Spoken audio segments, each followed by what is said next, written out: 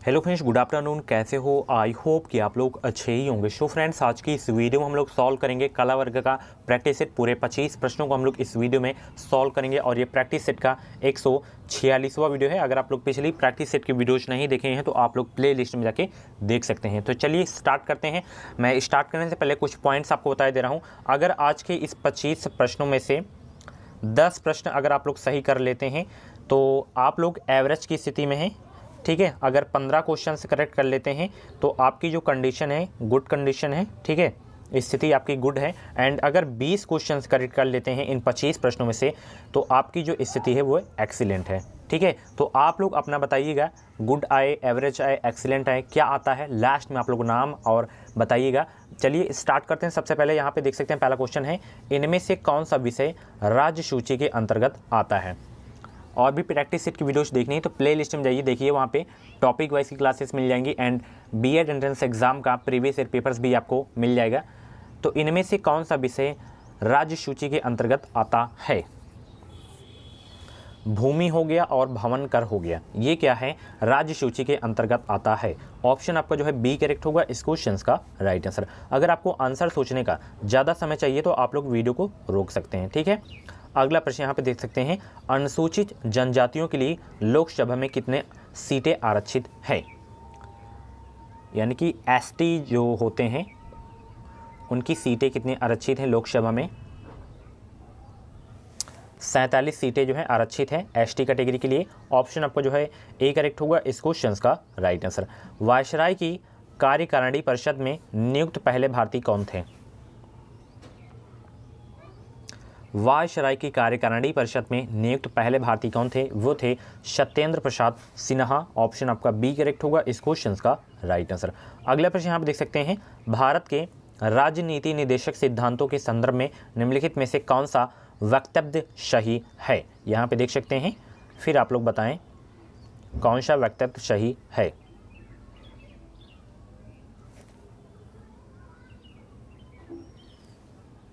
सामाजिक व आर्थिक उन्नति के लिए ये राज्य को संबोधित किए गए कुछ निर्देश हैं, ये न्यायालय में परिवर्तनीय हैं। केवल बी, केवल ए व बी दोनों, ए व बी दोनों ही नहीं। कौन सा सही है आपको बताना है। तो इसमें जो आपका सही है केवल ए वाला सही है, ऑप्शन बी, ठीक है। सामाजिक व आर्थिक उन्नति के लिए ये राज्य को संबोधित किए गए कुछ निर्देश हैं, ठीक है।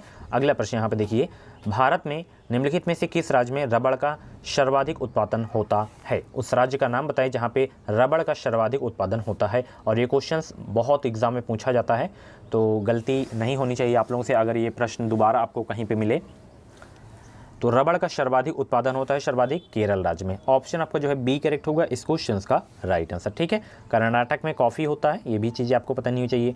अगला प्रश्न यहाँ पे देख सकते हैं, किसके गवर्नर जनरल और प्रदेशों के गवर्नर को संवैधानिक प्रमुख का दर्जा दिया है।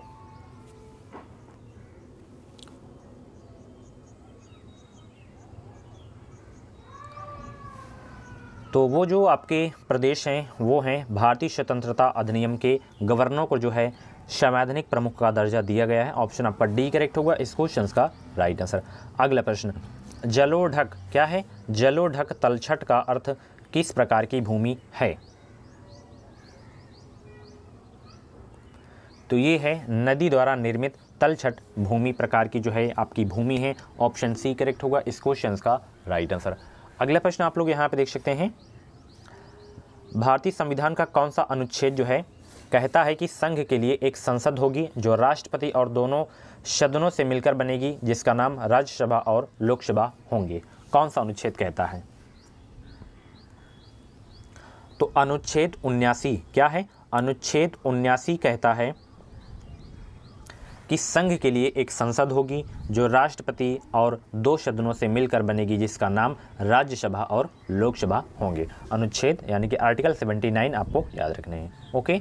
अगला प्रश्न यहाँ पे देखिए, किसके सुझाव पर राष्ट्रपति किसी राज्य के राज्यपाल को नियुक्त करते हैं। किसके सुझाव पर करते हैं। एक अधिशासी मंडल जिसमें मुख्य न्यायाधीश, मुख्य चुनाव आयुक्त और भारत के उपराष्ट्रपति शामिल हैं।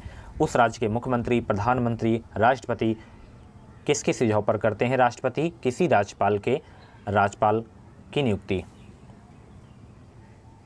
तो ये करते हैं प्रधानमंत्री की सुझाव पर, ठीक है। किसी भी राज्य के राज्यपाल की नियुक्ति करते हैं प्रधानमंत्री की सुझाव पर। ऑप्शन जो है आपका सी करेक्ट होगा इस क्वेश्चन का राइट आंसर। बिना दलाली खाता खोलने एक विदेशी कंपनी के शेयर को बेचने और खरीदने के लिए निम्नलिखित में से कौन सा एक साधन है?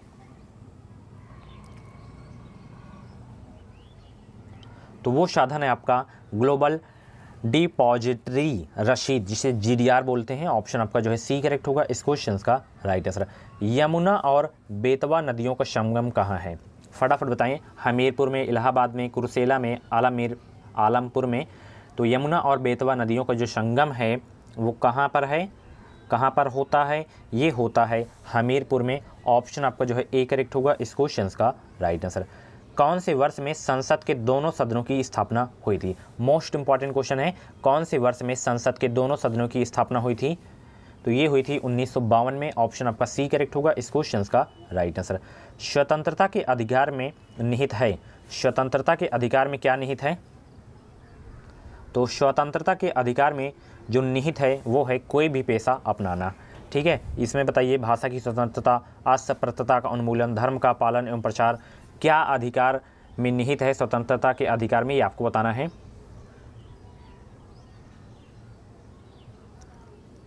तो स्वतंत्रता के अधिकार में जो निहित है वो है आपका कोई भी पेशा अपनाना एंड भाषण की स्वतंत्रता, यही जो है अधिकार हैं। ऑप्शन आपका जो है ए वाला करेक्ट हो जाएगा, ठीक है। अगला प्रश्न देखिए, निम्नलिखित में से कौन सा पदार्थ समुद्र जल से निकाला जाता है? उस पदार्थ का नाम बताएं जिसे समुद्र जल से निकाला जाता है। तो ब्रोमीन वो पदार्थ है जिसे समुद्र जल से निकाला जाता है। ऑप्शन आपका डी करेक्ट होगा इस क्वेश्चन का राइट आंसर। अगला प्रश्न यहाँ पे देखिए, पश्चिमी विक्षोभ जिस कारण उत्तर पश्चिम भारत में बारिश होती है उसका उत्पत्ति स्थल है। तो उसका उत्पत्ति स्थल कौन सा है? वो है भूमध्य सागर। ऑप्शन आपका सी करेक्ट होगा इस क्वेश्चन का राइट आंसर। अगला प्रश्न यहाँ पे देखिए, निम्नलिखित में से कौन सा सबसे प्रमुख वस्त्र निर्माण केंद्र है? कर्नाटक, महाराष्ट्र, उड़ीसा, असम, सबसे प्रमुख वस्त्र निर्माण केंद्र कौन सा है? तो वो आपका निर्माण केंद्र है महाराष्ट्र। ऑप्शन आपका बी करेक्ट होगा इस क्वेश्चन का राइट आंसर। भारत की 12वीं पंचवर्षीय योजना का मुख्य उद्देश्य क्या था? इसका समय क्या था? तो 12वीं पंचवर्षीय योजना का मुख्य उद्देश्य क्या था? तो इसका जो मुख्य उद्देश्य था वो क्या था? इसका मुख्य उद्देश्य था तेज, सतत और अधिक सम्मिलित विकास करना, इसका मुख्य उद्देश्य था। अगर आप लोग पंचवर्षीय योजना के बारे में नहीं पढ़े हैं तो जाके मेरी इंडियन इकोनॉमी वाली फर्स्ट वाली क्लास देखें, उसमें आप लोगों को पता चलेगा कि कैसे पंचवर्षीय योजना के क्वेश्चंस पूछे जाते हैं। पूरी 12 पंचवर्षीय योजना थी तो 12 आपको पढ़ना है कि नहीं पढ़ना है, किस पंचवर्षीय योजना से क्वेश्चंस पूछे जाते हैं, किस पंचवर्षीय योजना से क्वेश्चंस नहीं पूछे जाते हैं, तो ये चीज़ें आपको पता होंगी। जाइए देखिए वो क्लास को प्लेलिस्ट में, जीके टॉपिक वाइज के नाम से एक प्लेलिस्ट होगी। अगला प्रश्न, संवैधानिक उपचारों का अधिकार किसके तहत आता है? संवैधानिक उपचारों का अधिकार किसके तहत आता है? तो ये आता है मौलिक अधिकार के तहत आता है। ऑप्शन जो है आपका ए करेक्ट होगा इस क्वेश्चन का राइट आंसर। अगला प्रश्न देखिए, किसान क्रेडिट कार्ड योजना किस वर्ष लागू की गई थी? योजना से भी एक क्वेश्चन आया करता है। तो किसान क्रेडिट कार्ड योजना किस वर्ष लागू की गई थी? ये लागू की गई थी 1998 में। ऑप्शन आपका बी करेक्ट होगा इस क्वेश्चन का राइट आंसर। संयुक्त राष्ट्र संघ की सरकारी भाषाएं कौन सी हैं? ये भी इंपॉर्टेंट क्वेश्चन है। तो संयुक्त राष्ट्र संघ की सरकारी भाषाएं हैं वो हैं अंग्रेज़ी, फ्रेंच, चीनी, रूसी, अरबी और स्पेनिश। ये सभी भाषाएं हैं संयुक्त राष्ट्र संघ की। ओके, नेक्स्ट क्वेश्चन यहाँ पे देखिए, निम्नलिखित में से किसे प्रोत्साहन देने के उद्देश्य से वर्ष 1995 में मध्याह्न योजना चलाई गई थी? किसे? तो देखिए, प्राथमिक शिक्षा का सार्वभौमिकरण करने के लिए जो है प्रोत्साहन देने के लिए इस उद्देश्य से जो है 1995 में मध्याह्न योजना चलाई गई थी। ऑप्शन आपका बी करेक्ट होगा इस क्वेश्चन का राइट आंसर।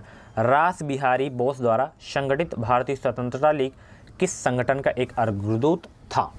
किस संगठन का? उस संगठन का नाम बताएं। भारतीय राष्ट्रीय कांग्रेस, भारतीय राष्ट्रीय फौज, भारतीय कम्युनिस्ट पार्टी, मुस्लिम लीग। उस संगठन का नाम बताएं। तो वो संगठन था भारतीय राष्ट्रीय फौज। ऑप्शन आपका जो है बी करेक्ट होगा इस क्वेश्चन का राइट आंसर। अगला प्रश्न देखिए यहाँ पे, निम्नलिखित में से कौन से महत्वपूर्ण व्यक्ति ने सभी 3 गोलमेज सम्मेलनों में भाग लिया था? कॉमन क्वेश्चन है बट इंपॉर्टेंट क्वेश्चन है, आपके एग्जाम में पूछा जा सकता है। तो वो है BR अम्बेडकर, जिन्होंने तीनों गोलमेज सम्मेलनों में भाग लिए थे। ऑप्शन आपका जो है डी करेक्ट होगा इस क्वेश्चन का राइट आंसर। अगला प्रश्न यहाँ पे देखिए, भारतीय अर्थव्यवस्था का मेरुदंड कौन सा है? भारतीय अर्थव्यवस्था का मेरुदंड कौन सा है बताइए। ये इकोनॉमिक्स में ये क्वेश्चंस करवाया हूँ कि नहीं करवाया हूँ? अगर आप लोग मेरी टॉपिक वाइज वाली क्लास देख लेंगे ना, अच्छा खासा स्कोर करके आएंगे। ये मैं नहीं कह रहा हूँ कि 50 में 50 करके आएंगे, 50 में 50 तो कोई नहीं कर सकता। जीके ऐसा सब्जेक्ट है कि जितना भी पढ़ लो आप लोग पूरा का पूरा नहीं कर सकते हैं, ठीक है। लैंग्वेज में आप कर सकते हैं, रीजनिंग में कर सकते हैं, बट इसमें नहीं कर सकते हैं आप। तो भारतीय अर्थव्यवस्था का मेरुदंड कौन सा क्षेत्र है? तो वो क्षेत्र का नाम बताइए।